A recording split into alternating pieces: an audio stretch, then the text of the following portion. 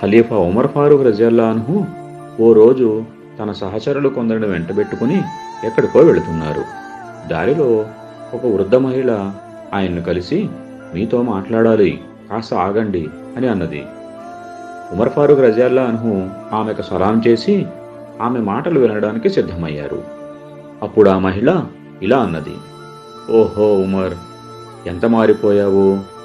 ఒకప్పుడు నువ్వు ఉకాజ్ బజార్లో తిరుగుతుంటే చూశాను. అప్పుడు నిన్ను జనం ఉమైర్ అని పిలిచేవారు. నువ్వు చేతిలో కర్ర తీసుకుని మేకలను కాస్తుండేవాడివి. తర్వాత ఎంతో కాలం గడవలేదు, జనం నిన్ను ఉమర్ అని పిలవడం మొదలుపెట్టారు. ఆ తర్వాత ఇప్పుడు నువ్వు అమీరుల్ మోమినీన్ అని పిలువబడుతున్నావు. ప్రజల విషయంలో కాస్త అల్లాహకు భయపడుతూ మసలుకో.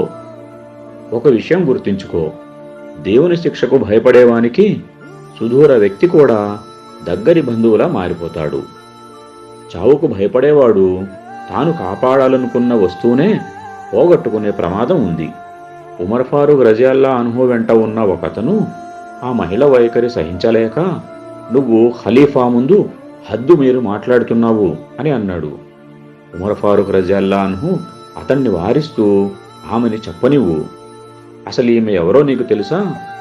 ఈమె ఫిర్యాదు మాటలు సప్త ఆకాశాలపై ప్రతిధ్వనించాయి.